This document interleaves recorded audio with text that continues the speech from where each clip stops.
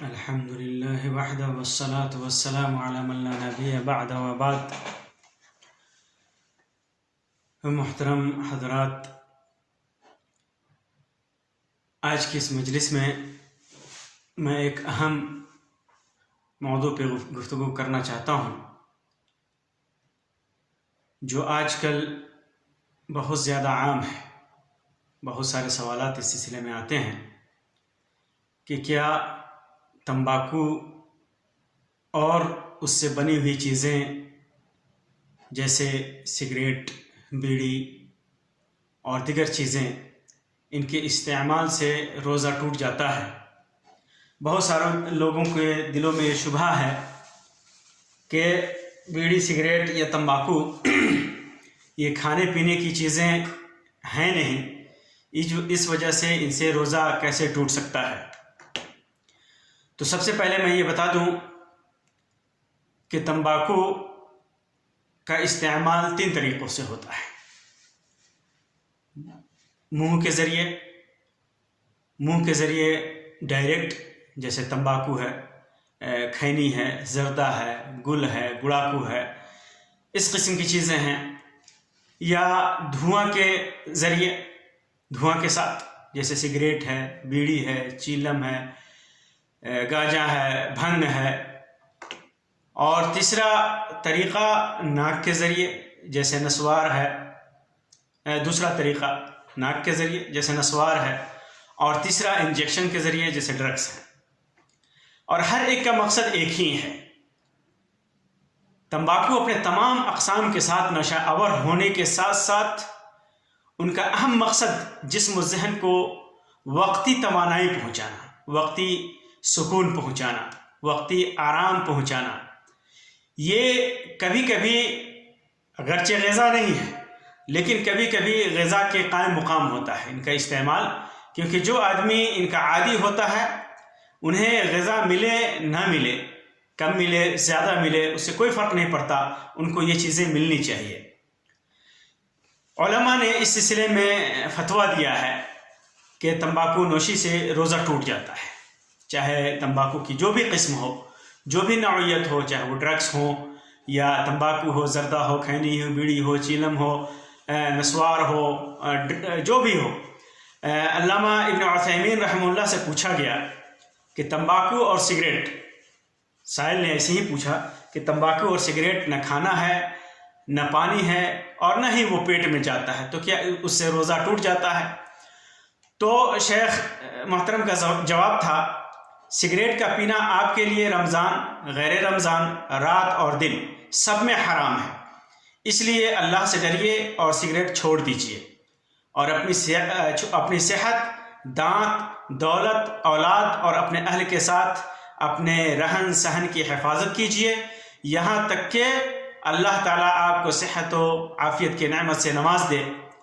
اور سائل کا یہ کہنا کہ سگریٹ شراب یعنی پینا نہیں ہے، تو میں کہتا ہوں کہ کیا یہ نہیں کہا جاتا کہ کیا فلاں سگریٹ پی رہا ہے، فلاں سگریٹ پی رہا ہے؟ تو جواب ہوتا ہے سگریٹ پی رہا ہے۔ بلا شبہ ہر چیز کا پینا اس کے حساب سے پینا ہے، لیکن سگریٹ نقصان دہ اور حرام شراب ہے۔ پھر آگے فرماتے ہیں شیخ مصوف کہ اس سے واضح ہو جاتا ہے کہ سگریٹ نوشی گناہ کے ساتھ ساتھ روزہ توڑنے والی بھی ہے۔ اسی طرح دائمی کمیٹی برائے فتویٰ سے ڈرگس کے استعمال سے متعلق پوچھا گیا کہ بعض لوگ کہتے ہیں کہ ڈرگس کے استعمال سے روزہ نہیں ٹوٹتا، تو ان کا جواب تھا، فتویٰ کمیٹی کا جواب تھا، ڈرگس کے استعمال سے گناہ کے ساتھ دوسری روزہ توڑنے والی چیزوں کی طرح روزہ بھی ٹوٹ جاتا ہے۔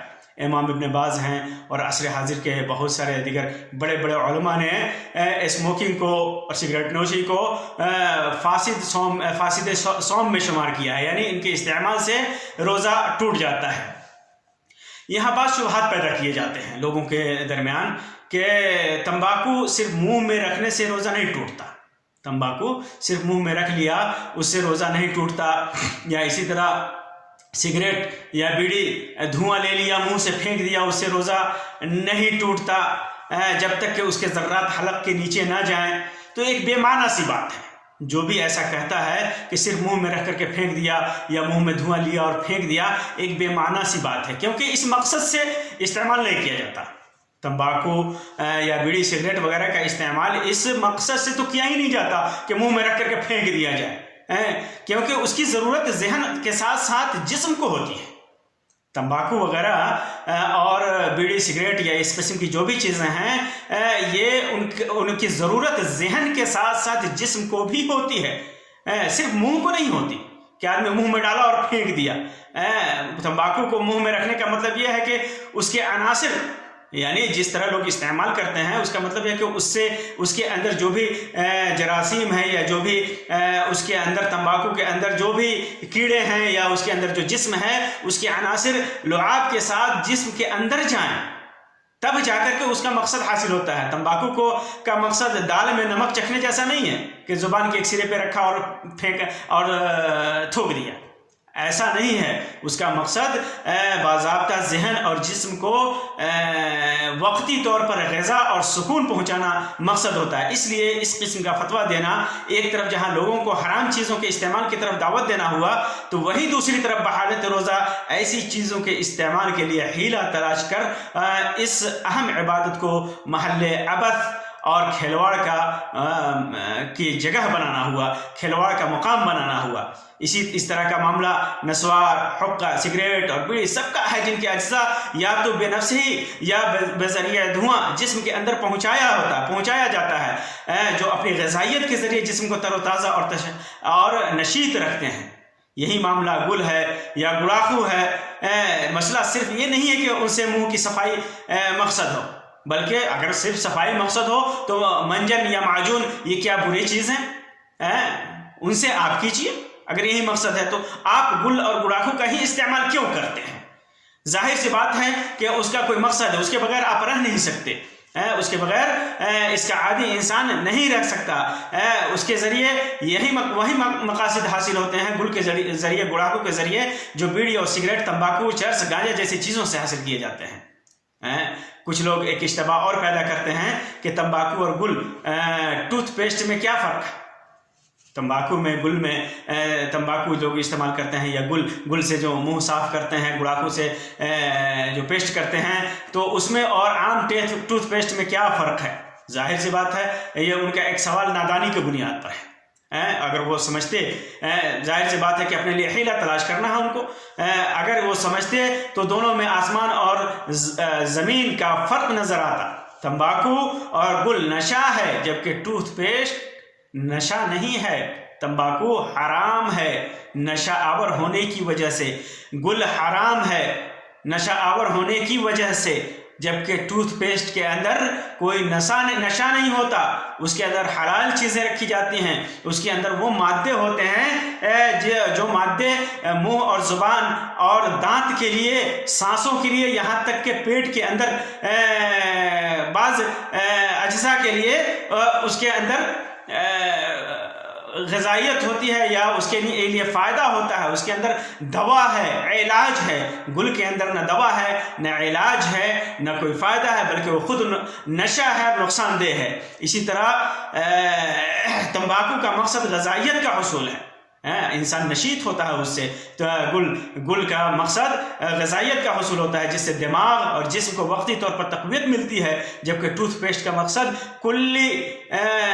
کلی طور پر، مکمل ٹوتھ پیسٹ کا مقصد صرف اور صرف منہ، دانت اور زبان کی صفائی ہوتی ہے۔ ٹوتھ پیسٹ آدمی حلق کے نیچے نہیں اتارتا، جبکہ تمباکو سے بنے گل کے استعمال کا مقصد ہی ہے کہ وہ حلق کے نیچے، یا اس کا اثر یا اس کے ذرات حلق کے نیچے جائیں اور انسان کو نشیط کر دیں۔ اور پھر ایک حلال اور حرام چیز میں تشابہ پیدا کرنا دماغی دیوالیہ پن کا پتہ دیتا ہے۔ ایک حرام ہے، ایک حلال ہے، اور دونوں میں تشابہ پیدا کر رہے ہیں، یہ دماغی دیوالیہ پن کا پتہ دیتا ہے۔ اور یہ کہنا کہ سگریٹ سے صرف دھواں جسم کے اندر جاتا ہے اور دھواں ناقید صوم نہیں ہے، یہ بھی کہنا صحیح نہیں ہے، کیونکہ اس کے ساتھ وہ سارے جراثیم اور غذائی مواد بھی جاتے ہیں جو سگریٹ کے، تمباکو کے اندر موجود ہیں۔ یہی وجہ ہے کہ اسموکنگ کے بعد جسم تر و تازہ اور دماغ وقتی طور پر فریش ہو جاتا ہے۔ اگر کوئی اس کا انکار کرے تو الگ بات ہے، لیکن حقیقت یہی ہے۔ آپ غور کریں، کوئی سلیم الدماغ آدمی، کسی ریل کے انجن کے پاس صرف دھواں جانا مقصد ہے تو ٹھیک ہے، پوچھیں آپ کسی سلیم الدماغ صحیح الدماغ آدمی سے کہ کسی ریل کے انجن کے پاس جا کر یا کسی موٹر کے سائلنسر کے پاس جا کر یا کسی کارخانے سے دھواں نکلنے والی جگہ پر جا کر شوق، چاہت، طلب اور لذت کے ساتھ دھوئیں کا مزہ لے۔ کوئی لے سکتا ہے؟ لے گا؟ ہرگز نہیں لے گا۔ شوق بھی چاہیے، چاہت بھی چاہیے، طلب بھی چاہیے، لذت بھی چاہیے۔ یہ صرف ان تمباکو سے بنی ہوئی چلم، حقہ اور بیڑی سگریٹ کے اندر ہے، کسی ریل کے انجن کے دھواں میں نہیں ہے۔ تو یہ اس سے کمپیریزن کرنا، اس کے مشابہ قرار دینا اور دونوں میں تطبیق دینا، یہ دماغی خلل ہے، دماغی خلل ہے۔ اس لیے یہ کہنا کہ سگریٹ کا دھواں مست دھواں ہے جو عام دھواں ہواؤں اور دھوؤں کی طرح ہے، یہ قابل قبول نہیں ہے۔ اسی طرح وجہ کیا ہے؟ بہت ساری وجہیں ہیں تمباکو وغیرہ کے اور سگریٹ وغیرہ کے مفسد سوم ہونے کے، روزہ توڑنے کے اسباب میں سے ہونے کے بہت ساری وجہیں ہیں۔ تمباکو کے اندر دیگر غذائی اشیاء کی طرح جسم بھی ہوتا ہے۔ تمباکو کے اندر ایک جسم ہوتا ہے جس کو جرم کہا جاتا ہے، عربی میں جرم کہا جاتا ہے۔ وہ جرم جو پیٹ کے اندر جاتا ہے اور کھانے پینے کے معنی میں ہے۔ سگریٹ پینا، تمباکو کھانا، بیڑی پینا، حقہ پینا، چلم پینا، یہ ساری چیزیں کھانے پینے کے معنی میں ہے۔ اور بسا اوقات جیسا کہ میں نے پہلے بتایا، یہ کھانے پینے کے قائم مقام ہوتا ہے، اسی وجہ سے یہ ناقص صوم ہے۔ اسی طرح آدمی جان بوجھ کر پیٹ میں داخل کرتا ہے، جان بوجھ کر کے عام دھواں اور عام ہوا آدمی جان بوجھ کر کے پیٹ میں نہیں داخل کرتا، لیکن یہ دھواں آدمی پیٹ میں جان بوجھ کر کے داخل کرتا ہے۔ اور ایک اہم چیز آپ دھونی لینا، جس کو بخور کہا جاتا ہے عربی میں۔ بخور عربوں میں عام رواج ہے، مہمانوں کی ضیافت کرتے ہیں گھروں میں، وہ بخور رکھ کر کے، غترہ کو رکھ کر کے اندر سے وہ بخور لیتے ہیں، تو اس کو استنشاق البخور کہا جاتا ہے۔ تو یہ اس استنشاق البخور کے سلسلے میں فقہاء کے درمیان اختلاف ہے کہ وہ روزہ توڑتا ہے کہ نہیں، جبکہ وہ حلال ہے، خوشبو ہے، جس سے ذہن تر و تازہ ہوتا ہے، انسان اس خوشبو کو لیتا ہے۔ تو اگر جان بوجھ کر کے آدمی ان بخور کو، اس دھونی کو لیتا ہے ناک کے ذریعے، تو کیا وہ روزہ توڑ دیتا ہے؟ تو زیادہ تر فقہاء اس بات کے قائل ہیں کہ عمدن بخور لینے سے وہ روزہ ٹوٹ جاتا ہے۔ اسی وجہ سے جیسے حنفیہ کے نزدیک، مالکیہ کے نزدیک اور عصر حاضر کے علامہ ابن عثیمین وغیرہ اس بات کے قائل ہیں کہ جان بوجھ کر کے بخور لینے سے روزہ ٹوٹ جاتا ہے۔ حالانکہ شافعیہ کے ہاں اور امام ابن حزم اور امام ابن تیمیہ وغیرہ نے حالانکہ اس کو فاسد صوم نہیں مانا ہے، لیکن بہت سارے علماء اور بہت سارے فقہاء اس بات کے قائل ہیں کہ بخور لینے سے روزہ ٹوٹ جاتا ہے۔ تو جب بخور جو حلال ہے اور طیب ہے، خوشبو ہے، اس کو جان بوجھ کر کے لینے سے روزہ ٹوٹ جاتا ہے، تو جو سگریٹ اور بیڑی، تمباکو، یہ ان سبوں کا دھواں جان بوجھ کر کے لینے سے، جبکہ یہ حرام بھی ہے، ان کے اندر جرم بھی ہے، جسم بھی ہے، ان کے اندر جراثیم ہیں، وہ اگر آدمی جان بوجھ کر کے لیتا ہے تو کیا اس سے روزہ نہیں ٹوٹے گا؟ بلا شبہ ٹوٹ جائے گا۔ اور کوئی اس سلسلے میں جو فقہاء کے استدلالات کو مد نظر رکھتا ہو، کبھی بھی اس بات کا فتویٰ نہیں دے سکتا اس چیز کا کہ یہ اس سے روزہ نہیں ٹوٹتا ہے۔ اور ایک سوال یہ ہے کہ کوئی آس پاس، جیسے آدمی گھر میں ہے، کوئی بیڑی سگریٹ پی رہا ہے، یا آس پاس کوئی گزرا اور پی رہا ہے، راستوں میں جا رہا ہے، اس کا دھواں پیٹ یا ناک میں چلا جاتا ہے، تو کیا اس سے روزہ ٹوٹ جاتا ہے؟ تو چونکہ آدمی قصداً و عمداً اس کو اپنے منہ میں نہیں لے رہا اور اس کے بس میں بھی نہیں ہے، کوئی پی رہا ہے، آدمی جا رہا ہے، تو کوشش کرے کہ ناک بند کر لیں، لیکن کبھی کبھی امکان نہیں ہوتا، تو اس وجہ سے انشاءاللہ اس کے روزے پر اس کا کوئی اثر نہیں ہوگا۔ آپ جانتے ہیں کہ یہ اتنے خطرناک جراثیم ہیں سگریٹ وغیرہ، کہ سگریٹ میں تو کہا جاتا ہے کہ 4000 ایسے مضر کیمیائی مادے ہوتے ہیں جس سے انسان کے جلد پر جلدی جھریاں پڑ جاتی ہیں اور اس کی جلد لٹک جاتی ہیں، یعنی 4000 مضر کیمیائی جراثیم ہیں اس کے اندر۔ اس کی طرح سگریٹ اور تمباکو کے اندر خطرناک جراثیم ہیں، یہ اس کے حرام ہونے کی وجہوں میں سے ایک وجہ یہ بھی ہے آرسینک ہے، ہائیڈروجن سائنائڈ ہے، فارمالڈیہائڈ ہے، امونیا برومائڈ ہے، ایسیٹون ہے، بینزین ہے جو بلڈ کینسر کا سبب بنتا ہے، کاربن مونوکسائڈ ہے، میتھانول ہے، پولونیم ہے، اسی طرح فینول، تار، نکوٹین نہایت ہی خطرناک کیڑا مار دوا ہوتا ہے. اگر 500 ملی گرام کسی آدمی کو دے دیا جائے تو آدمی مر جاتا ہے. ایسا جرثومہ اس کے اندر ہے. ایسیٹک ایسڈ ہے، بیوٹین یا بیوٹیلین جس کا دوسرا نام وہ ہے DDT جو کیڑا مار دوا کی شکل میں استعمال ہوتا ہے، وہ ہے جو کینسر کا سبب بنتا ہے. اسی طرح پولیسائکلک ارومیٹک ہائیڈرو کاربونس، ان جیسے خطرناک جراثیم سگریٹ تمباکو کے اندر ہیں، اور یہ سارے جراثیم جرم کی حیثیت رکھتے ہیں، یعنی جسم کی حیثیت رکھتے ہیں ان چیزوں کے اندر، بیڑی سگریٹ اور تمباکو کے اندر. اسی وجہ سے یہ حرام ہونے کے ساتھ ساتھ غذا کے قائم مقام بھی ہیں، اس وجہ سے ان سے روزہ ٹوٹ جاتا ہے. لہٰذا ہمیں ان چیزوں کا خیال رکھنا چاہیے کہ ایسے حرام چیزیں جو نقصان دہ ہو جسم کے لیے بھی، مال کے لیے بھی، دولت کے لیے بھی، مال و دولت کے لیے بھی، آل و اولاد کے لیے بھی، ہر چیز کے لیے نقصان دہ ہو، ہمیں اسے بچنا چاہیے. اللہ تبارک و تعالیٰ سے دعا ہے کہ اللہ تبارک و تعالیٰ ہمیں ایسے حرام چیزوں سے بچنے کی توفیق عطا فرمائے، ہمارے اعمال کو قبول فرمائے، ہمارے روزہ کو مکمل طاہر اور پاک رکھے اور اسے قبولیت کا درجہ عطا فرمائے. آمین یا رب العالمین. وآخر دعوانا ان الحمد للہ رب العالمین. صلی اللہ علیہ خیر خلقہ وسلم. والسلام علیکم ورحمۃ اللہ وبرکاتہ.